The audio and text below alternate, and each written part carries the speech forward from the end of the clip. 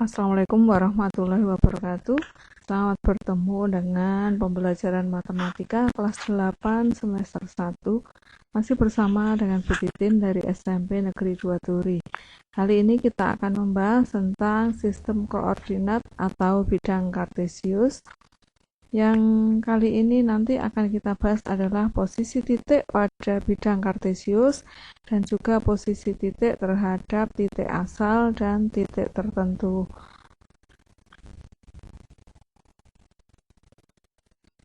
Pada pembelajaran di SD, kalian sudah mengenal apa yang dimaksud dengan bidang koordinat kartesius.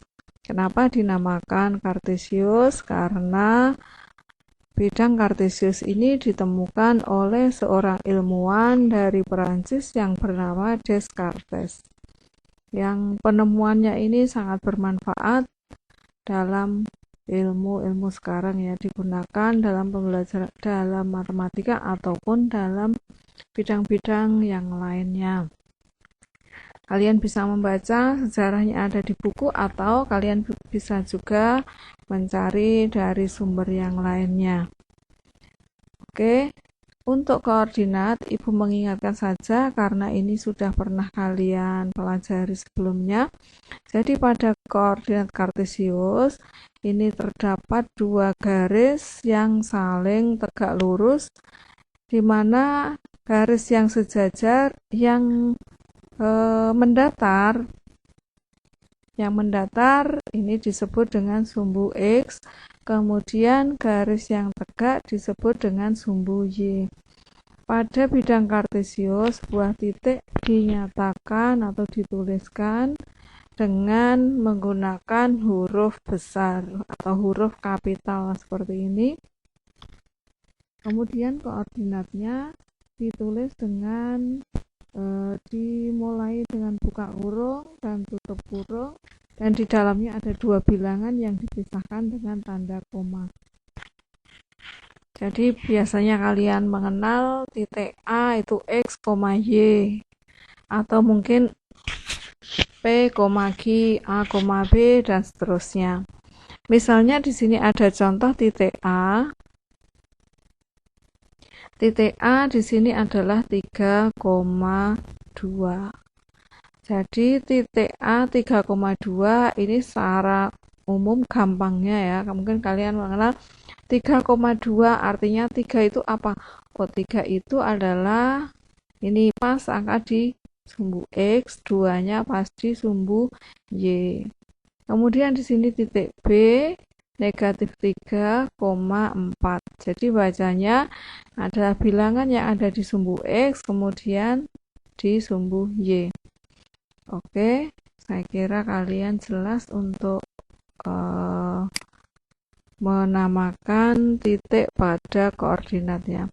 Langsung saja kita lihat posisi titik terhadap sumbu X dan sumbu Y. Tadi kalian sudah sudah ingat bagaimana menuliskan koordinat titik. Titik A 3,2, kemudian jarak terhadap sumbu X. Ini sumbu X-nya yang mendatar.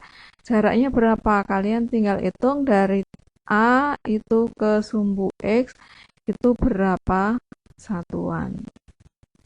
Kita lihat ini 1, 2.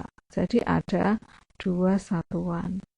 Kemudian jarak terhadap sumbu Y kalian hitung titik A terhadap sumbu Y 1, 2, 3. Jadi ada 3 satuan. Nanti demikian juga dengan yang titik B. Oke, untuk jarak kalian ambil positif ya. Jadi jarak itu tidak ada yang negatif. Jarak itu selalu positif. Kemudian selain jarak, letak titik itu juga dilihat posisinya terhadap sumbu X, sumbu Y itu seperti apa, terletak di mana. Misalnya titik A, kalau kita lihat titik A ini letaknya adalah di atas sumbu X. Kemudian yang titik B terhadap sumbu X ini juga di atas sumbu X. Kemudian terhadap sumbu Y, ini harusnya sumbu Y ya. Terhadap sumbu Y, titik A ada di sebelah kanan sumbu Y. Jadi kalian bacanya biasa, jangan terus menghadapnya diungkuri gitu ya, jangan bacanya jangan dibalik. Ini titik A ini ada di sebelah kanan sumbu Y, kemudian titik B ada di sebelah kiri sumbu Y. Ini untuk letak titik A dan B terhadap sumbu X dan sumbu Y. Nah, nanti secara umum jika ada titik dengan koordinat P, Q, maka jarak titik terhadap sumbu X adalah Q. Perhatikan, ini justru angka yang di belakang. Kemudian jarak titik terhadap sumbu Y adalah P yang depan, dan ini selalu positif. Kemudian posisinya terhadap sumbu X atau sumbu Y ada 3 macamnya. Dilihat nanti P-nya bagaimana, ini bilangannya bagaimana. Kalau ini positif, maka nanti ada di atas sumbu X. Kemudian jika sama dengan 0, maka ada di sini, terletak pada sumbu X. Jika negatif, maka Q-nya negatif ada di bawah sumbu X. Kemudian untuk yang terhadap sumbu Y, ini sumbu Y, jika P-nya positif ada di sebelah kanan, jika sama dengan 0, terletak pada sumbu Y di sini, pas di garis tegak. Kemudian jika negatif ada di sebelah kiri sumbu Y. Ini untuk menentukan posisi titik terhadap sumbu X dan sumbu Y. Selanjutnya ada pengertian kuadran. Jadi pada bidang kartesius, karena dipisahkan oleh 2 garis, maka nanti akan terdapat 4 daerah. Ya, 4 daerah. Ini yang pertama 1, kemudian kedua, yang ketiga, ini 4. Yang masing-masing disebut dengan kuadran ya. Kuadran 1, kuadran 2, kuadran 3, kuadran 4. Nah, menghafalkannya, jadi ini arahnya ini dari semuanya positif, terus arahnya ke kiri atau berlawanan dengan arah putaran jarum jam. Jadi nanti kalau tadi ada titik A di sini, artinya titik A itu terletak di kuadran 1. Tadi titik B di sini, berarti titik B terletak di kuadran 2. Itu kita lanjutkan posisi titik terhadap titik asal dan titik tertentu. Perhatikan gambar denah kebunnya. Ini di buku ada, kalian nanti bisa mengamati. Ada pos utama yang terletak pada pusat koordinat pertemuan antara sumbu X dan sumbu Y. Jadi di sini ini yang pos utama. Kemudian ada tempat-tempat lain ya. Ini denah perkemahan. Jadi ada tenda-tenda, tendanya banyak, ada tenda 1, tenda 2, tenda 3, ada pos, ada hutan, dan seterusnya. Perhatikan dari gambar denah perkemahan ini, kita akan menentukan posisi suatu tempat terhadap tempat yang lain. Yang pertama dilihat dari pos utama. Dilihat dari pos utama. Kita lihat yang pertama adalah perumahan. Perumahan ada di sini. Posisi perumahan terhadap pos utama. Perumahan terhadap pos utama. Bagaimana menghitungnya? Kita lihat dari pos utama menuju ke perumahan, itu kita cari koordinatnya, atau kalau kita jalan dari pos utama menuju ke perumahan itu nanti beberapa satuan, tetapi tidak langsung menuju ke sini ya. Kita gunakan jalan tegak mendatar. Ya, seperti teka-teki itu ada tegak dan mendatar tuh ya. Jalannya mendatar terlebih dahulu. Kalau mendatar nanti bisa kanan, bisa kiri, kemudian tegaknya bisa ke atas, bisa ke bawah, atau naik turun. Jadi kalau menuju ke perumahan, tentu saja kita berjalannya ke arah kanan. Mendatar ke kanan berapa satuan? Ini 1, 2, 3, 4, 5, 6. Jadi 6 satuan ke kanan, kemudian ke atas berapa?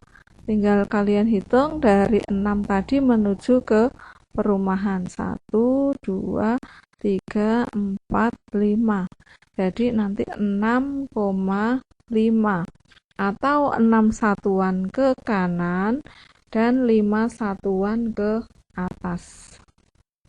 Kemudian yang kedua, ini kalian nanti amati tabel di buku paket halaman 54 atau ada di file yang Ibu kirimkan atau di slide berikutnya nanti ada. Kita lihat sekarang posisi perumahan terhadap tanah lapang. Ini perumahannya, kemudian ini tanah lapangnya. Karena terhadap tanah lapang, kita mulai dari tanah lapang. Dari tanah lapang menuju ke perumahan, itu kemana dulu? Oh, ke kanan dulu kita hitung. 1, 2, 3, 4, 5, 6, 7, 8, 9, 10. 10 satuan ke kanan, kemudian 2 satuan ke atas. Jika dituliskan itu 10,2. Ya. Kita lanjutkan untuk posisi pemakaman. Nah, pemakaman ada di sini. Pemakaman terhadap pos utama. Jadi dari pos utama menuju ke pemakaman itu kita lihat kemana. Oh, berarti ke kiri. Kalau ke kiri kita hitung aja 1, 2, 3, 4, 5. Berarti negatif 5 terus turun 2. Ke kiri 5 terus ke bawah 2. Bisa dituliskan dengan negatif 5, negatif 2. Selanjutnya, kita akan melihat posisi pemakaman terhadap kolam. Ini kolamnya. Pemakaman terhadap kolam. Kalau terhadap kolam, berarti kita hitungnya dari kolam. Dari kolam menuju ke pemakaman, ingat kanan kiri dulu ya. Kanan kiri dulu. Jangan naik turun dulu. Jadi dari sini langsung ke kiri 1, 2. Ke kiri 2, ke atas 1. Ke kiri itu negatif, ke atas positif. Berarti negatif 2,1. Ya, itu ya. Jadi saya ulangi lagi. Kalau arahnya ke kanan dan ke atas itu nanti ditulis dengan positif. Kalau ke kiri dan ke bawah ditulis dengan negatif. Ini untuk menentukan posisi titik terhadap titik asal dan titik tertentu. Sekarang kalian cermati tabel ini yang kita bahas tadi. Perhatikan kalau misalnya pos utama itu saya anggap titik asal, ini merupakan titik asal dengan koordinat 0,0, yang tadi perumahan itu 6,5, ternyata koordinat terhadap pos utama atau terhadap titik asal adalah 6,5. Kemudian yang pemakaman negatif 5, negatif 2, posisi terhadap titik asal negatif 5, negatif 2. Jadi di sini hasilnya sama dengan koordinat di sini. Kita lihat yang di sini ya. Kalau tanah lapang, tadi koordinat dari tanah lapang adalah negatif 4,3. Ini negatif 4,3, ini 6,5. Kalian cermati, ini 6, kemudian ini negatif 4, ini hasilnya 10. Kemudian 5 dengan 3, ini hasilnya 2. Nah, kemudian kita ambil yang positif dulu ya, mungkin kalau negatif kesulitan. Ini 4 dengan negatif 4, hasilnya ini harusnya bukan 10 ini ya, ini keliru. Kemudian 3 dengan 3, coba nanti kita cek lagi yang ini ya. Kemudian yang ini 9,8. Perumahan terhadap kolam 6 dengan negatif 3, hasilnya 9. 5 dengan negatif 3, hasilnya 8. Kalian cari kenapa hasilnya angkanya bisa seperti itu. Kalau kita kembali ke gambar tadi, ini tadi kalau misalnya dari tanah lapang dan perumahan. Kita lihat posisi perumahan di sini, tanah lapang di sini tadi 10,2 ya, 10,2. Kita lihat ini tadi kan ke sana 10. Kalau ini koordinatnya 6, ini negatif 4. Jadi ini merupakan jarak dari perumahan dengan tanah lapang. Seperti ya. Kalian bisa lihat itu apa?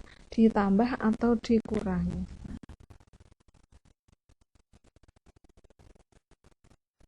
Jadi nanti bisa menuju sebuah rumus yang nanti selanjutnya kalian tidak perlu membuat gambar lagi ya, tidak usah gambar tapi bisa menggunakan rumus itu. Tapi kalau masih mau menggunakan gambar ya nggak masalah. Yang penting kalian menuliskan koordinatnya jangan terbalik.